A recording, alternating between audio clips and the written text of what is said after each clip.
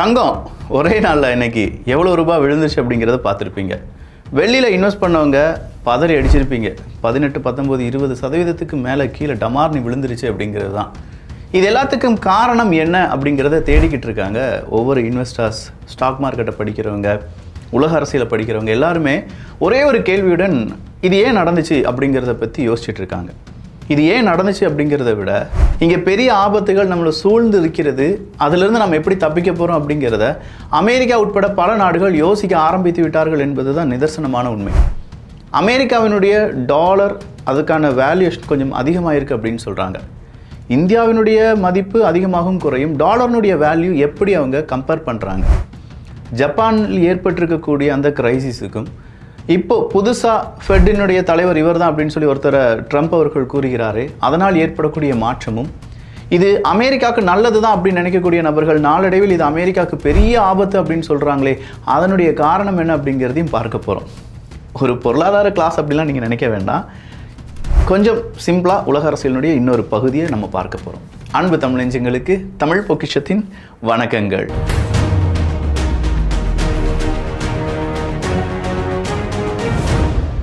ஜெராம் போல் அவர்களுக்கு பதிலாக அடுத்ததாக யார் அப்படிங்கிற ஒரு கேள்வி தான் உருவாகிட்டு இருக்கு. இந்த ஜெராம் போல் அவர்களுக்கும் ட்ரம்ப் அவர்களுக்கும் நிறைய சண்டை நடந்துக்கிட்டே இருந்துச்சு. ஃபெட்டினுடைய தலைவராக இருந்த ஜெராம் பவுல் அவர்கள் ட்ரம்ப் அவர்கள் சொல்கிற மாதிரி கேட்கவே மாட்டுக்காரு. ட்ரம்ப் அவர்களை பொறுத்த வரைக்கும் நீ என்ன செய், கண்டிப்பாக இன்ட்ரெஸ்ட் ரேட்டை கம்மிப்படுத்து அப்படின்னு சொல்கிறாங்க. ஜெராம் பவுல் அவர்கள் சொல்கிறாங்க, இன்ட்ரெஸ்ட் ரேட்டை கம்மிப்படுத்தணும்னா நம்ம ஊரில் இன்ஃப்ளேஷன் அப்படிங்கிறது அதிகமாகும், மக்கள் அதனால் ரொம்ப பெரிய அளவில் பாதிப்படைவாங்க அப்படின்னு சொல்கிறாங்க. அதெல்லாம் எனக்கு தெரியாது, நீ இன்ட்ரெஸ்ட் ரேட்டை கம்மிப்படுத்தி டாலர்னுடைய வேல்யூ அதிகப்படுத்து அப்படின்னு சொல்கிறாங்க. இன்ட்ரெஸ்ட் ரேட்டை கம்மிப்படுத்துறதுனால டாலர்னுடைய வேல்யூஷன் அதிகமாகுமா அப்படிங்கிற ஒரு கேள்வி இருக்கா இல்லையா? இன்ட்ரெஸ்ட் ரேட்டை நம்ம கம்மி பண்ணுறோன்னு வச்சுக்கோங்களேன். இன்ட்ரெஸ்ட் ரேட் கம்மியாகும்போது கண்டிப்பாக இங்கே இருக்கக்கூடிய, அதாவது ஸ்டாக் மார்க்கெட்டில் இன்வெஸ்ட் பண்ணக்கூடிய அந்த நபர்கள் அவங்க என்ன செய்வாங்கன்னா, ஸ்டாக் மார்க்கெட்டுக்குள்ளே இன்ட்ரெஸ்ட் ரேட் கம்மியாகுது அந்த சென்ஸ் அங்கே ஸ்டாக் மார்க்கெட்டுக்குள்ளே வரவு அப்படிங்கிறது கொஞ்சம் கொஞ்சமாக கம்மியாகிறதுக்கான வாய்ப்புகள் இருக்குது. அப்போ இன்ட்ரெஸ்ட் ரேட் கம்மியாகும்போது திடீர்னு ஸ்டாக் மார்க்கெட்டில் பிரச்சனைகள் வரும் அப்படின்னு சொல்லக்கூடிய நபர்கள் என்ன செய்வாங்கன்னா, தங்கத்தில் முதலீடு பண்ணுவாங்க. இந்த தங்கத்தின் முதலீடு அப்படின்னு சொல்கிற இந்த இடத்துல தான் தங்கத்தினுடைய விலை அப்படிங்கிறது அதிகமாகும். அப்போ இன்ட்ரெஸ்ட் ரேட்டு கம்மியாக கம்மியாக கம்மியாக அடுத்ததாக ஒரு பிரச்சனை இருக்குது, அவங்களுடைய இன்ஃப்ளேஷன் அப்படிங்கிறது தான். இன்ட்ரெஸ்ட் ரேட் கம்மியாகுதுன்னா வட்டி குறைவாக அமெரிக்க மக்களுக்கு கடன் அப்படிங்கிறது கிடைக்கும். ஒன்றுமே இல்லைங்க, 9% வட்டிக்கு நான் வாங்குவேனா பணத்தை அப்படின்னு கேட்டால், அதே நேரத்தில் 5% வட்டிக்கு பணம் கிடைக்குன்னு சொன்னால் நான் எதை வாங்குவேன்? 5% வட்டிக்கு பணம் வாங்குவேன். அப்போ 5%க்கு எனக்கு பணம் கிடைக்கிது அப்படின்னா நான் வட்டிக்கு பணம் வாங்கி நான் நல்லா செலவு பண்ணுவேன். இப்போ நல்லா செலவு பண்ணுறேன் அப்படிங்கிறது தான் இங்கே இன்ஃப்ளேஷன். நல்லா செலவு பண்ணுறேன்னா என்ன அர்த்தம்? 10 பேர்கிட்ட லட்சங்கள் ரூபாய் இருக்குது, ஆனால் 1 லட்சம் ரூபாய்க்கான தக்காளி தான் இருக்குது அப்படின்னா அந்த 10 பேரும் அந்த 1 லட்சம் ரூபாய் தக்காளியை 2 லட்சம் கொடுத்தோ 5 லட்சம் கொடுத்தோ வாங்குறதுக்கு ஈஸியாக அவங்களால வாங்க முடியும். பட் அதனால் என்ன ஆகுதுன்னா ஒரு பொருளினுடைய விலை அதிகமாகுது. அப்போது வாங்கக்கூடிய குவான்டிட்டி கம்மியாகும், விலை அப்படிங்கிறது அதிகமாகும். மக்களிடையே செலவு பண்ணுறதற்கு பணம் அப்படிங்கிறது இருந்தாலுமே ஒரு கட்டத்தில் அவங்களுடைய சேவிங்ஸ் எல்லாம் எடுத்து செலவு பண்ண வேண்டிய கட்டாயத்துக்கு தள்ளப்படுவாங்க. ஸோ இதுதான் இன்ட்ரெஸ்ட் ரேட்டு கம்மியாகிறதுக்கான ஒரு எதிர்வினை அப்படின்னு நம்ம சொல்லலாம். இதே நேரத்தில் ஜப்பானில் ஏற்பட்டிருக்கக்கூடிய பிரச்சனைகளை பற்றி நம்ம 2 வீடியோ பதிவு பண்ணோம் பார்த்தீங்களா, அதில் கடைசி வீடியோ ரொம்பவே இம்பார்ட்டண்ட். ஜப்பான் அவங்களுடைய டெப்ட் கிரைசிஸில் இருக்குது அப்படின்னு சொல்லி நான் ஒரு வீடியோ பதிவு பண்ணேன். ஏகப்பட்ட ரிசர்ச்சருக்கு அதுக்கு பின்னாடி இருந்துச்சு, நிறைய பேர் பாராட்டு தெரிவித்திருந்தீர்கள், ரொம்ப நன்றி. ஆனால் அதே நேரத்தில் ஜப்பானில் ஏற்பட்டிருக்கக்கூடிய அந்த சிக்கலும் இந்த இடத்துல நீ இன்ட்ரெஸ்ட் ரேட்டை கம்மிப்படுத்தணும் அப்படின்னு சொல்லி ஜெராம் பவுல் அவர்களை ட்ரம்ப் அவர்கள் சொன்னதும் ஒரே நேர்கோட்டில் வந்து நிற்கும். இப்போ ஜெராம் பவுல் அவர்களுக்கு அடுத்தபடியாக ஃபெட்டினுடைய தலைவராக யாரை நியமிக்க போகிறார் அப்படின்னு கேட்டால், கெவின் அப்படிங்கிறவருடைய பெயரை இன்னைக்கு ட்ரூத் சோஷியல் மீடியாவில் வந்து சொல்கிறாரு ட்ரம்ப் அவர்கள். கெவின் வாஷ் அப்படிங்கிறது தான் அவருடைய பெயர். இப்போ இந்த கெவின் வாஷ் யார் அப்படின்னு கேட்டால், ட்ரம்ப் அவர்கள் சொல்கிறதுக்கெல்லாம் ஓகே சொல்லக்கூடிய நபர். அப்போ இன்ட்ரெஸ்ட் ரேட்டு கம்மியாகும். இன்ட்ரெஸ்ட் ரேட் கம்மியாச்சுன்னா என்ன, ஒரு வேளை ஸ்டாக் மார்க்கெட்டுக்குள்ளே அடி வாங்கலாம் அப்படின்னு சொல்லக்கூடிய அந்த செய்தி பரவுது. ஸ்டாக் மார்க்கெட் அடி வாங்கும் அப்படின்னு சொல்லும்போது கடைசியாக இன்னைக்கு அமெரிக்காவினுடைய ஸ்டாக் மார்க்கெட் படுக்குது. அமெரிக்காவினுடைய ஸ்டாக் மார்க்கெட் மட்டும் கிடையாது, இந்தியாவினுடைய நிஃப்டி 50 நம்ம எடுத்து பார்த்தோம்னா அப்படியே ஒரு ஸ்டேபிளாக போன மாதிரியே இருக்கும். தங்கம் வெள்ளி மட்டும் இங்கே பயத்தில் பேனிக் செல்லிங் நடந்திருக்குன்னு சொல்கிறாங்க. இந்த மந்த் எண்ட் அப்படிங்கிறதுனால சில விஷயங்கள் இந்திய மார்க்கெட்டில் நடந்திருக்குங்கிறாங்க. பட்ஜெட் ப்ரிப்பரேஷனாக இருக்கட்டும், பட்ஜெட் ஓரியன்டாக இருக்கக்கூடிய சில விஷயங்களாக இருக்கட்டும், அதனாலையும் தங்கம் வெள்ளியினுடைய விலை வீழ்ச்சி கண்டிருக்கிறது அப்படின்னு சொல்கிறாங்க. இதுக்கு பல காரணங்கள் சொல்லப்பட்டு வருகிறது. பட் எது எப்படி இருந்தாலும் இன்னைக்கு அமெரிக்காவினுடைய மார்க்கெட்டை நம்ம எடுத்து பார்க்கும்போது தங்கத்தினுடைய ஒட்டுமொத்த குளோபல் மார்க்கெட்லாம் நம்ம எடுத்து பார்த்தோம்னா தங்கம் ஒரு மணி நேரத்துக்கு பில்லியன் கணக்கில் அந்த வேல்யூவை இழந்திருக்கிறது என்பது தான் நிதர்சனமான உண்மை. ஒவ்வொரு நிமிஷத்துக்கும் பல லட்சம் கோடி ரூபாய் மார்க்கெட்லேருந்து காலி ஆகிட்டே இருந்துச்சு. இன்றைக்கி நிறைய பேருடைய ப்ராஃபிட் அப்படியே காணாமல் போயிருக்கும். அதற்கு காரணம் இந்த மாதிரியான ஒரு ஸ்திரத்தன்மை இல்லாத முடிவுகள் தான் அப்படின்னு சொல்லலாம். ஆனால் இதுவரையிலும் இல்லாத அளவுக்கு 10 வருஷத்துக்கு இல்லாத அளவுக்கு டாலர்னுடைய விலை அதிகமாக இருக்குது, வேல்யூ அதிகமாக இருக்குது என்கிற அந்த உண்மையை நம்ம புரிஞ்சுக்கணும். ட்ரம்ப் அவர்களுக்கு என்ன வேணும்? டாலர்னுடைய வேல்யூ அதிகமாக வேண்டும்.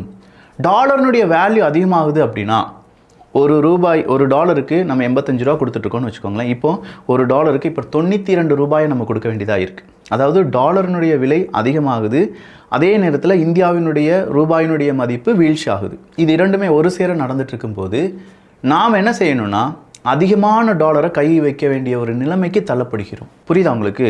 நாம் முதல்ல ஒரு டாலருக்கு 82 ரூபா கொடுத்தா போதும். அப்போது இப்போ 90 ரூபா கொடுக்க வேண்டியதாக இருக்குது. அப்போ 90 ரூபா கொடுத்தா தான் டாலர் கிடைக்கும் அப்படின்னு சொல்லும்போது இந்த இடத்துல நம்ம வாங்கக்கூடிய பொருள் எல்லாமே அது பெட்ரோ டாலராக இருக்கட்டும், ட்ரேடாக இருக்கட்டும், இது எல்லாத்தையுமே நம்ம டாலரில் கொடுக்கணும். அதிகமான டாலர் நமக்கு வேண்டுதாக இருக்குது. இந்த அதிகமான டாலரை நம்ம கையில் வைக்க அமெரிக்கா எப்போதுமே வல்லரசாகவே இருந்துகிட்டு இருப்பான். அப்போ அமெரிக்காவினுடைய எண்ணம் என்னென்னா இங்கே நடக்கக்கூடிய ட்ரேட் எல்லாமே டாலரில் நடந்துகிட்ருக்கு, டாலர்னுடைய மதிப்பு குறைந்து விடக்கூடாது அப்படிங்கிறதுல ட்ரம்ப் அவர்கள் கண்ணும் கருத்துமாக இருக்கார். இது ஏன் அப்படிங்கிறது தான் அடுத்ததாக நம்ம பார்க்கக்கூடிய சில உதாரணத்திலிருந்து தெரிந்து கொள்ளப் போகிறோம். 2024 2025 ட்ரம்ப் அவர்கள் வராரு. ட்ரம்ப் அவர்கள் சூப்பராக அமெரிக்கர்களுக்கு தான் முதல் உரிமை அப்படிலாம் சொல்கிறாரு. அமெரிக்க நிறுவனங்கள் ஆஹா ஓஹோ அப்படின்னு சொல்கிறாங்க. ட்ரம்ப் அவர்கள் டேரிஃப் அப்படிங்கிறதெல்லாம் கொடுக்கிறார். அமெரிக்க நிறுவனங்கள் நினைக்கிறாங்க ட்ரம்ப் அவர்கள் கொடுக்கக்கூடிய இந்த டேரிஃபால் அமெரிக்காவுக்கு நிறைய நல்லது நடக்க போகுது அப்படின்னு சொல்லி டாலர்னுடைய வேல்யூ அப்படிங்கிறது சூப்பராக இருக்குது. அதன் பிறகு அவர் லிபரேஷன் டே அப்படிங்கிறத உருவாக்குறார். அந்த லிபரேஷன் டேல தான் 100% டேரிஃப், 55% டேரிஃப், 70% டேரிஃப் அப்படின்னு சொல்லி ஒவ்வொரு நாட்டுக்கும் ஒவ்வொரு விதமான டேரிஃபை அறிமுகம் செய்கிறார். இந்த இடத்துல மக்கள் கன்ஃபியூஸ் ஆகிறாங்க. இந்த இடத்துல அயல் நாடுகளை அமெரிக்கா தாண்டி இருக்கக்கூடிய நாடுகளில் இருக்கக்கூடிய பிஸ்னஸ்மேன்ஸ் கன்ஃபியூஸ் ஆகிறாங்க, எக்ஸ்போர்ட்டர்ஸ் கன்ஃபியூஸ் ஆகிறாங்க, இம்போர்ட்டர்ஸ் கன்ஃபியூஸ் ஆகிறாங்க. எந்த மாதிரி டேரிஃபை நாம் வழிநடத்தி கொண்டு போக போகிறோம், நமக்கு என்ன லாபம் கிடைக்க போகுது, அமெரிக்காவுக்கு இந்த பொருளை ஏற்றுமதி செய்வதனால் ஏற்றுமதி வரி என்ன, இப்படிங்கிற பல கன்ஃபியூஷன்ஸ் அப்படிங்கிறது உருவாகுது. இப்படி உருவாகிறதுனால ஒரு பேனிக் மோடு உருவாகி அமெரிக்காவினுடையான நட்பு, அமெரிக்காவினுடையான இந்த ட்ரேட் அப்படிங்கிறதுல பிரச்சனைகள் உருவாகின்றன. இந்த பிரச்சனை உருவாகும் போது தான் அமெரிக்காவினுடைய டாலர் இண்டெக்ஸில் பிரச்சனை வருது. இந்த இடத்துல தான் டாலர் இண்டெக்ஸை பற்றி நம்ம படிச்சுக்கணும். இந்த டாலர் இண்டெக்ஸ் அப்படிங்கிறது ஒன்றுமே கிடையாதுங்க. இப்போது 1 கிலோ பழம் இருக்கும். 1 கிலோ பழம், நம்ம வாழைப்பழம் எடுத்துக்கிட்டோம்னா ஒரு 5-6 பழம் இருக்குன்னு வச்சுக்கோங்களேன். இதை பழைய காலத்தில் நம்ம திராசு போட்டு தூக்குவாங்கல்ல, ஒரு கிலோ படிக்கல் இருக்கும். அந்த 1 கிலோ படிக்கலை வச்ச உடனே 1 கிலோ பழம் இருக்கா இல்லையா அப்படிங்கிறது இந்த முள் பார்த்து நம்ம பார்ப்போம். இதே மாதிரி தான் இந்த அமெரிக்காவினுடைய டாலர் இண்டெக்ஸை வச்சு அவங்களுடைய வேல்யூவேஷன் அப்படிங்கிறது கொடுக்குறாங்க. அப்போ அமெரிக்காவினுடைய ஒரு டாலர் எடுத்துகிட்டு இந்த பக்கம் ஒரு பாஸ்கெட் இருக்கும். இந்த பாஸ்கெட்டில் நிறைய நாடுகளுடைய கரன்சி வச்சுருப்பாங்க. இந்த கரன்சி, ஒவ்வொரு நாட்டினுடைய கரன்சி எடுத்து அதனுடைய வேல்யூவேஷன் டாலருக்கு இணையாக எவ்வளோ இருக்குது அப்படிங்கிறத கம்பேர் பண்ணி தான், இது ஒரு பெரிய ப்ராசஸ், தினசரி நடக்கக்கூடிய ப்ராசஸ். இந்த ப்ராசஸை வச்சு தான் அமெரிக்காவினுடைய டாலருக்கு இவ்வளோ மதிப்பு, அதை பொறுத்து தான் இந்தியாவினுடைய ரூபாய் மதிப்பு வீழ்ச்சி அடையுமா உயருமா அப்படிங்கிறதுலாம் என்ன செய்யப்படும், இங்கே உறுதி செய்யப்படும். அப்போ அமெரிக்காவினுடைய இந்த டாலர் இண்டெக்ஸ் அப்படிங்கிறத எந்தெந்த நாடுகள் ஹோல்டு பண்ணியிருக்காங்கன்னா, இப்போ ஜப்பான் எடுத்துக்கோங்களேன். ஜப்பான்கிட்ட தான் அமெரிக்காவினுடைய டாலர் நிறைய இருக்குது. ஏகப்பட்ட டெப்ட் பாண்டாக வச்சுருக்காங்கன்னு நான் சொல்லியிருக்கேன்ல. அப்போ அந்த டெப்ட் பாண்டாக இருக்கக்கூடிய ஜப்பான் இந்த டாலரினுடைய இண்டெக்ஸை 16% கண்ட்ரோல் பண்ணுறாங்க. அதாவது ஜப்பானில் ஏற்படக்கூடிய ஒரு மாற்றம் இந்த டாலர் இண்டெக்ஸ், அமெரிக்காவினுடைய டாலர் விலையேற்றம் இல்லாட்டி அதனுடைய வேல்யூவேஷன் இருக்குல்ல, அதில் 16% மாற்றத்தை உருவாக்கும் என்பது தான் அர்த்தம். ஸோ ஜப்பானில் நடக்கக்கூடிய பிரச்சனை டாலரை பாதிக்குது. இந்த இடத்துல இந்த டாலர் இண்டெக்ஸ் இல்லாட்டி டாலரினுடைய வேல்யூவேஷன் குறையுது அப்படின்னு சொல்லும்போது இந்த டாலர் இண்டெக்ஸுக்கு ஒரு பேக் ஆஃப் மல்டி நாடுகளுடைய கரன்சியை வச்சு தான் அதனுடைய வேல்யூவேஷன் அளந்து பார்ப்பாங்க அப்படின்னு நான் சொன்னேன்ல. இந்த ஒவ்வொரு நாட்டிலையும் நடக்கக்கூடிய சிக்கல் பிரச்சனைகள் டாலரை பாதிக்கும். அப்படின்னா டாரிஃப் அவர் லிபரேஷன் டே அப்படின்னு சொல்லி ஒரு டாரிஃப் ஒதுக்கிறார்ல, அதனால் பல நாடுகள் பாதிப்படைகிறார்கள் அல்லவா? அந்த பல நாடுகளும் அமெரிக்காவை வெறுக்கிறாங்க, அமெரிக்கா விட்டு ஓட ட்ரை பண்ணுறாங்க, அமெரிக்காவிடம் ட்ரேடு செய்ய வேண்டாம்னு நினைக்கிறாங்க, நிறைய லாஸ் வரும்னு நினைக்கிறாங்க. ஸோ இதனால் இந்த டாலர் இண்டெக்ஸ் வந்து என்ன ஆகுது, அப்படியே ஜம்ப் பண்ணி டவுனுக்கு வர ஆரம்பிக்குது. அப்போ டாலர்னுடைய வேல்யூவேஷன் கம்மியாகுது. சரி, ஒன்ஸ் டாலர் கொலாப்ஸ் ஆகுது அப்படின்னு தெரிஞ்ச உடனே அடுத்ததாக ட்ரம்ப் அவர்கள் அதிலிருந்து சுதாரித்து கொண்டாரா அப்படின்னு கேட்டால் இல்லை. உடனடியாக அடுத்த பிரச்சனையை தூக்கி போடுறார். அதுதான் கிரீன்லாண்டு பிரச்சனை. கிரீன்லாண்டு பிரச்சனை வழியாக அடுத்த இஷ்யூ உருவாக்குற ட்ரம்ப் அவர்கள் எகெயின் டாலர் அவர் கண்ணு முன்னாடி அடி கீழே விழுகிறத பார்க்கிறார். அப்படி கீழே விழுறதை பார்த்த உடனே பதறி அடித்து ட்ரம்ப் அவர்கள் சொல்கிறார், இல்லை இப்போதைக்கு நான் கிரீன்லாண்டு அடிக்க மாட்டேன், ஃபோர்ஸில் அடிக்க மாட்டேன் அப்படின்னு சொன்னோன்னே எகெயின் கொலாப்ஸ் ஆன அந்த டாலர் அப்படியே ரிக்கவரி ஆகுதா அப்படின்னு சொல்லி பார்க்கிறார். ஆகலை. ஏன்னா எல்லா நாடுகளுக்கும் எல்லா நிறுவனங்களுக்கும் ட்ரம்ப் அவர்கள் மேலே நம்பிக்கை இல்லாத ஒரு சிச்சுவேஷனை அவர் உருவாக்கி விட்டார். ஸோ ஃபர்ஸ்ட் கிரீன்லாண்டு பிரச்சனை அப்படிங்கிறது டாலர் இண்டெக்ஸை அசைச்சு பார்க்கிறது என்றால், அடுத்த ஜப்பானுடைய கரன்சி வீக் ஆகிட்டே இருக்குது. ஒரு டாலருக்கு இணையாக 145 yen யூஸ் பண்ணிட்டு இருந்த இடத்துல 152 yen கொடுக்க வேண்டிய கட்டாயத்துக்கு தள்ளப்படுறாங்க. உடனடியாக ஜப்பான் என்ன செய்கிறாங்கன்னா, அவங்களுடைய ஃபாரின் கரன்சி அந்த ஸ்டோரேஜில் அவங்களுடைய ஃபாரின் கரன்சி வச்சுருப்பாங்கல்ல, அதை எடுத்து விற்க ஆரம்பிக்கிறாங்க, இல்லாட்டி பாண்ட் எடுத்து விற்க ஆரம்பிக்கிறாங்க. ஏன்னா அவங்களுடைய கரன்சி அவங்க ஸ்ட்ராங் பண்ணுறதற்காக அவங்க என்ன செய்கிறாங்க, பிற நாடுகளில் இருக்கக்கூடிய அவங்க கரன்சியை வாங்க ஆரம்பிக்கிறாங்க. அப்படி வாங்க ஆரம்பிக்கும் போதும் ஜப்பானுடைய பொருளாதாரம் மேம்படும் அப்படின்னு நினைக்கும்போது இந்த இடத்துல ஜப்பான் விற்பது அமெரிக்காவினுடைய டெப்ட் பாண்டாக இருக்கும் பட்சத்தில் மறுபடியும் டாலர் வீக் ஆகுது. எகெயின் அந்த டாலர் இண்டெக்ஸில் ஒரு சரிவு ஏற்படுது. இது இரண்டாவது ரீசன். ஸோ ஜப்பான் மார்க்கெட்டில் செல் ஆஃப் நடக்கிறதுனால தான் ஓவரால் குளோபல் மார்க்கெட்டில் ஒரு பேனிக் மோடு அடுத்ததாக அங்கே வந்து பிரச்சனையாக மாறுது. அந்த பேனிக் மோடு என்டையர் குளோபலாக இருக்கக்கூடிய ஸ்டாக் மார்க்கெட்டை பாதிக்குது. தென் ஐசி ஷூட்டிங்காக இருக்கட்டும், அமெரிக்காவில் நடக்கக்கூடிய உள்நாட்டு பிரச்சனைகளாக இருக்கட்டும், இப்போ இந்த ஃபெட்டினுடைய தலைவரை மாற்ற போகிறதா இருக்கட்டும், இது அடுத்த ஒரு ரீசனாக மாறுது. டாலர் அது சம்பந்தமான பிரச்சனைகள், குழப்பங்கள் உருவாகிறதுக்கான வாய்ப்புகள். இது எல்லாத்தையும் விட அமெரிக்கா என்ன செஞ்சிட்டு இருக்காங்கன்னா, அவங்களுடைய ரிசர்வ் கரன்சி அப்படிங்கிற அந்த டேர்ம்லேருந்து அவங்க மாறிக்கிட்டே இருக்காங்க. அமெரிக்கா வல்லரசாக இருக்கும் எப்போது வரை பல நாடுகளுடைய சென்ட்ரல் பேங்கில் அமெரிக்காவினுடைய டாலர் தான் ரிசர்வ் கரன்சியாக இருக்கும் வரை. ஒன்ஸ் அந்த ரிசர்வ் கரன்சி அப்படிங்கிற அந்த பாலிசியிலிருந்து அமெரிக்கா டாலரை தூக்கி எரிஞ்சிட்டாங்கன்னு வச்சுக்கோங்களேன், அமெரிக்கா ஒன்றுமில்லாத வெறும் காகித நாடாக மாறிவிடும். IMF டேட்டாவின் அடிப்படையில் கடந்த 30 வருடங்கள் இல்லாத அளவுக்கு சென்ட்ரல் பேங்க் என்ன செஞ்சுருக்காங்க, ஒவ்வொரு நாட்டினுடைய சென்ட்ரல் பேங்கும் அமெரிக்காவினுடைய டாலரை நாங்கள் ரிசர்வ் கரன்சியாக பயன்படுத்தாமல் வேறு கரன்சியை பயன்படுத்துகிறோம் அப்படிங்கிற முடிவுக்கு வந்திருக்காங்க.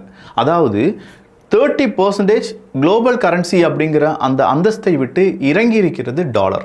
டாலர் டாமினன்ஸ் அப்படிங்கிறத விட்டு பல நாடுகளும் வெளியேற துடிக்கிறாங்க. சீனா டாலர் டாமினன்ஸ்லேருந்து வெளியேறாங்க. இந்தியா ரஷ்யாவினுடைய உறவும் அப்படிதான், ரூபா ரூபில். அதே மாதிரி சீனாவும் அவங்களுடைய கரன்சி யூஸ் பண்ணுறாங்க. சவுதி அரேபியா கூட இப்போ சீனா ஆயில் வாங்குறாங்கன்னா ஒருவேளை சீனாவினுடைய கரன்சி கொடுத்து வாங்குறோம் அப்படிங்கிற டீல் போட்டாங்க. ஐரோப்பிய ஒன்றியம் கூட சீனா இந்த மாதிரி டீல் போட ஆரம்பிச்சிருக்காங்க. அப்போ இது எல்லாமே எங்கே போய் நிற்கிது, டாலரை கொலாப்ஸ் பண்ண நிற்கிது. அப்போ டாலரை கொலாப்ஸ் பண்ணுறதுக்காக இவ்வளோ விஷயங்கள் நடந்துட்டு இருக்கும்போது இது மெதுவாக டாலர்னுடைய இண்டெக்ஸை பாதிக்குது. டாலர்னுடைய இண்டெக்ஸை பாதிக்கிறதுனால ஒட்டுமொத்த ஸ்டாக் மார்க்கெட்டையும், ஒவ்வொரு நாட்டினுடைய உறுதித்தன்மையும், அவங்களுடைய கிரெடிபிலிட்டி, அமெரிக்காவுடனான நட்பு, இதில் எல்லாத்துலேயுமே பிரச்சனைகள் வரும்போது எல்லாருடைய பர்ஸையும் இது பதம் பார்க்கும். சொல்லப்போனால் உலக பொருளாதாரத்தில் பெரிய ஒரு டெப்ட் கிரைசிஸ் அப்படிங்கிறது உருவாகுது. ஒவ்வொரு நாடும் அவங்களுடைய நாட்டினுடைய கரன்சியை அவங்க எப்படியாவது சேவ் பண்ணுறதற்காக அவங்களுடைய ஃபாரின் அசட்ஸை விற்க ஆரம்பிப்பாங்க. இதே நிலைமை யாருக்கும் வரும் அப்படின்னு கேட்டிங்கன்னா நாளடைவில் அமெரிக்காவுக்கு வரும். அமெரிக்கா அவங்களுடைய ஃபாரின் கரன்சி அப்படின்னு சொல்கிறத விட ஒட்டுமொத்தமாக குளோபல் கரன்சி தான் அவங்களுடைய கரன்சி டாலர். அப்போ அந்த டாலருடைய வேல்யூவை இன்னும் ஸ்ட்ராங் பண்ணுறதற்காக அமெரிக்கா என்ன செய்வாங்க, அவங்களுடைய டெப்ட் பாண்டோ இல்லாட்டி பிற நாடுகள்கிட்ட வந்து வாங்கி வச்சுருக்க பாண்டோ விற்க ஆரம்பிப்பாங்க. இந்த இடத்துலேருந்து உலகத்தில் ஒரு பெரிய பபுள் வெடிக்க வாய்ப்புகள் இருக்குது. அந்த பபுள் கண்டிப்பாக நம்ம எல்லா நாட்டு பொருளாதாரத்தையும் பாதிக்கும். அது எந்த மாதிரியான பபுளாக இருக்க போகுது அப்படிங்கிறது மட்டும்தான் பெரும் கேள்வியாக இருக்கிறது. ஸோ இந்த இடத்துல இந்த பபுள் வெடிப்பதற்கு முதல் காரணமாக இருக்க போகுது ட்ரம்ப் அவர்களுடைய ஜெராம் பவுல் அவர்களுக்கு பதிலாக கெவின் அவர்களை கொண்டு வர போகிறார் பார்த்தீங்களா, அந்த இடத்துல நடக்க போகுது. அது மட்டும் இல்லாமல் ஒருவேளை அமெரிக்கா 2வது ஷட் டவுனுக்கு போகலாம் அப்படிங்கிறது ஒரு பெரும் கேள்வியாக இருக்குது. ஜனவரி 30 அமெரிக்காவினுடைய பட்ஜெட் ஓரியன்டாக இருக்கக்கூடிய விஷயங்கள் எல்லாத்தையுமே காங்கிரஸ் சபை சம்மதிக்க வேண்டும். ஒருவேளை காங்கிரஸ் சபை சம்மதிக்கவில்லை என்றால் அவங்களால பட்ஜெட்டை தாக்கல் பண்ண முடியாது. அப்படி பட்ஜெட்டை தாக்கல் பண்ண முடியலைன்னா அமெரிக்காவினுடைய ஷட் டவுன் அப்படிங்கிறது ஆரம்பிக்கும். எகெயின் ட்ரம்ப் அவர்கள் வந்ததற்கு பிறகு இரண்டாவது ஷட் டவுனாக இது இருக்கும் பட்சத்தில் அமெரிக்காவினுடைய பொருளாதாரம் பெரிய அடி வாங்கும். யூஎஸ்ஏ ஷட் டவுன் அப்படின்னு சொல்லி தமிழ் பக்ஷம் யூடியூப்பில் நீங்கள் சர்ச் பண்ணிங்கன்னா ஒரு அமெரிக்கா நாடு ஷட் டவுனால் பாதிக்கப்பட்டால் என்ன நடக்கும் அப்படிங்கிறது தெளிவாக அந்த வீடியோவில் நம்ம விளக்கியிருப்போம். அப்போ இது எல்லாத்துக்கும் இந்த ஒரு மாத எண்டு இல்லாட்டி February 1st வீக்கில் நமக்கு விடை கிடைத்து விடும். என்ன நடக்க போகுது அப்படிங்கிறத பொறுத்திருந்து பாருங்கள். தங்கம் வெள்ளி விலை நிர்ணயம் அப்படிங்கிறது எல்லாமே இன்னும் பல விஷயங்கள் இதுக்குள்ளே விளையாண்டுட்டு இருக்கு. அதனால் கண்மூடித்தனமாக இவன் சொல்கிறான் அவன் சொல்கிறான்னு சொல்லி எதுலேயுமே போய், அதுவும் குறிப்பாக இந்த மாதிரியான இடத்துல போய் இன்வெஸ்ட் பண்ணிடாதீங்க. ரொம்ப சிக்கலில் பலரும் மாட்டிக்கொண்டிருக்கிறார்கள். நல்லதை பகிர்ந்து நல்ல சமுதாயத்தை உருவாக்குவோம். நன்றி, வணக்கம்.